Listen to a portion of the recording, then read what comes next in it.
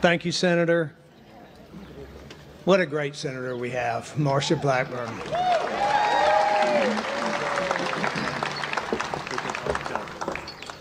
What a great group of leaders you have in this city. Y'all, I am overwhelmed with your turnout today. Thank you very much for being here. Way to go, Jonesboro.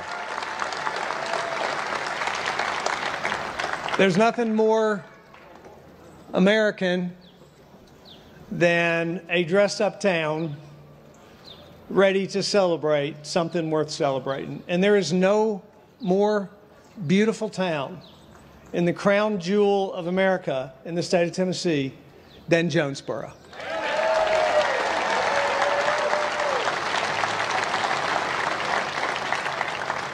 I want to thank Mayor Grandy and all of our hosts and all of you for being here. I want to, you know, when my wife Maria and I, stand up Maria, our First Lady, Maria Lee.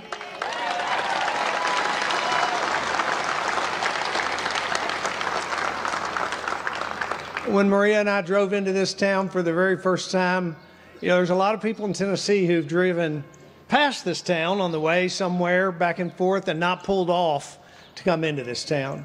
When we pulled into this town, I'll never forget, not just the whole region, which is absolutely beautiful, but pulling into this town and saying this is something special. And the honor that I have to be here tonight and to celebrate the birthday of the greatest state in America right here in Jonesboro, Tennessee, is the highest honor I have.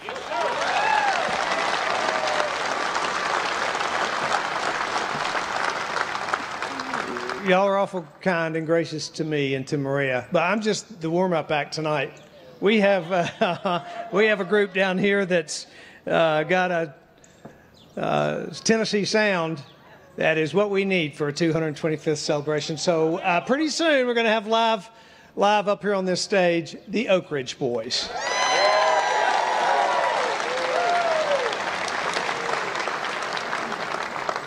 You've heard me talk a lot, and I speak frequently about the idea of American exceptionalism.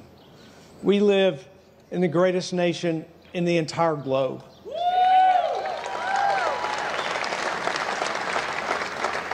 And tonight I want to talk, tonight what we're celebrating is Tennessee exceptionalism. The generations of faithful hearts and working hands that have come together to make this the most unique place in the world to live. Earlier today, Maria and I went to Buffalo Ridge Baptist Church. We actually, earlier in the day, were at the Blunt Mansion in Knoxville where the Constitution was signed. And for those of you who don't realize, actually today, 225 years ago, on June 1st, President George Washington signed a document making Tennessee the 16th state in the United States of America.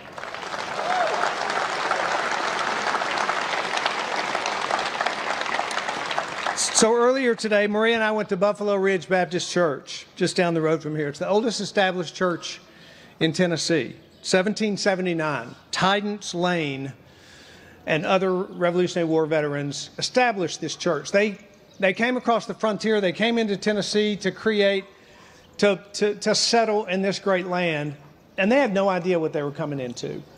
The dangers they faced, the struggles they faced, the difficulties they faced. But they knew one thing: if they were going to face all of that, they knew that their sustainer would have to be with them. The people of faith and the community of faith in this Tennessee have been here since the very beginning. It's a strong community of faith. And we visit that church today as a reminder of just how important it is that even then, when they built that log church, and it's said that there was a tiny sanctuary window that provided daylight for Tidance to read hymns to the congregation. I think that was a window into the founding of our state. And certainly God has given great favor and placed his great favor on Tennessee from that beginning until today.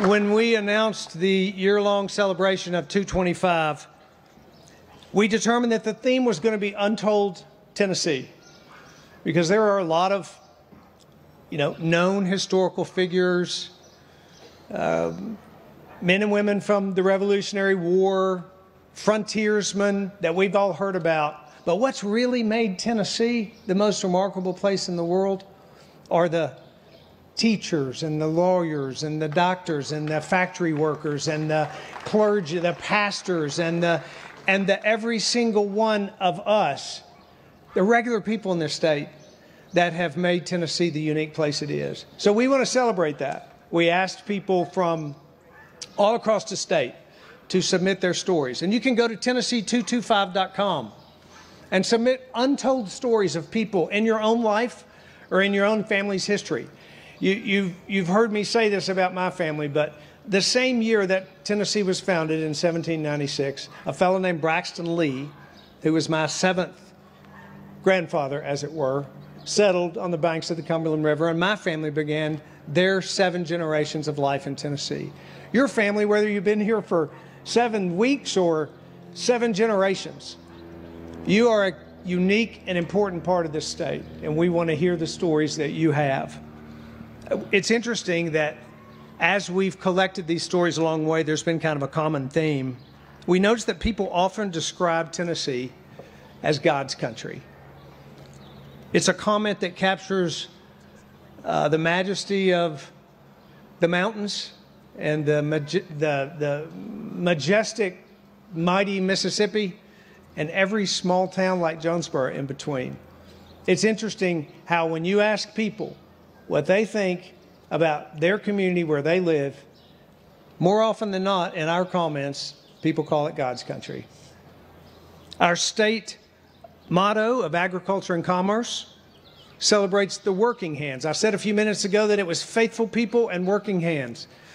Agriculture and commerce represent the flat plains and row crops, the cattle farmers across this great land, the dairy farmers, but we've moved from agriculture and commerce to manufacturing and technology and the world that we live in today. Tennessee has been on the forefront of that commerce and agriculture from the very beginning and even until today. In the mid-60s, Tennessee actually adopted the theme America at its best. And as I look around here, I certainly say that Tennessee is still America at its best.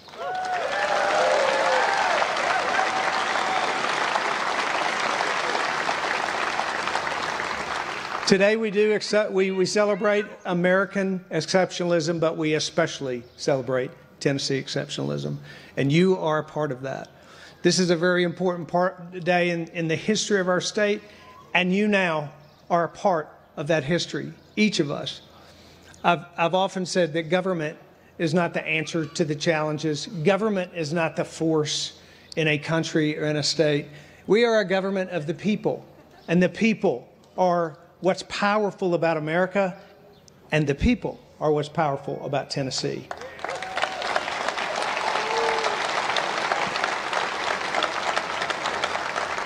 Finally, I do want to say that there would be no Tennessee without the sacrifices of many. It's been acknowledged those who have fallen on the battlefield.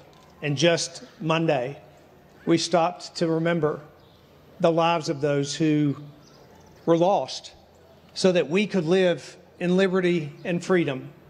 The men and women every day, like these men and women in law enforcement that put their lives on the line every single day.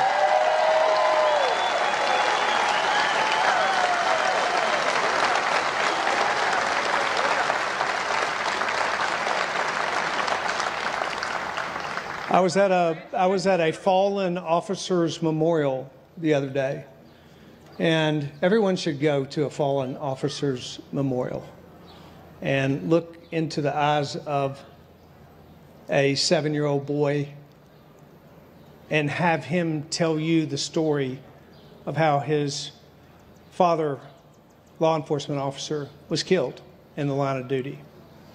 You leave that and you not only will never utter the words defund the police, but you will commit to funding and supporting them forever.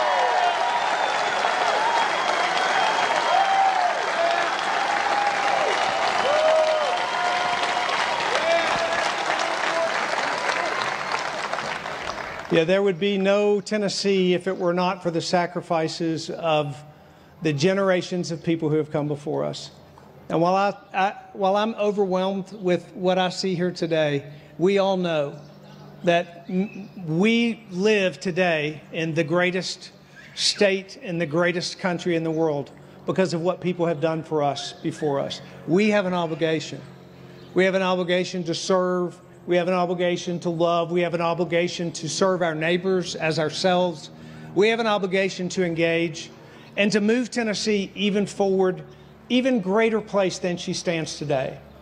I do believe that that is the future of our state. We have had a marvelous 225 years, but the best is yet to come for our state.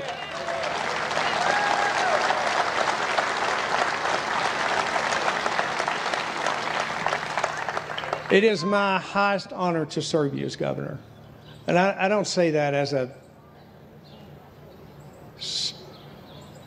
somewhat of a political statement.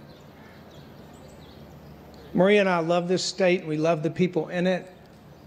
And we don't pretend to think that we make every decision right or do everything the way that we should do that.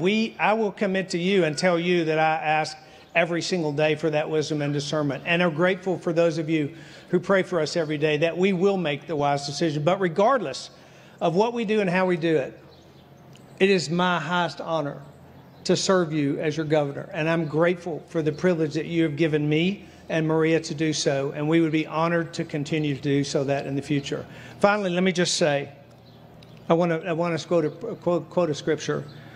Scripture promises that He is before all things, and in Him all things hold together.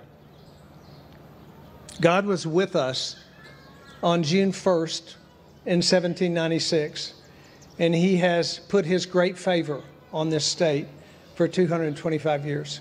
My prayer is that His favor continue on Tennessee for the next 225. Thank you very much.